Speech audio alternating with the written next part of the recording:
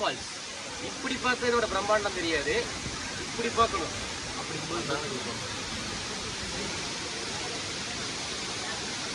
குடலு water falls போகிற வழியில் இந்த மரத்தை பார்த்தோம்.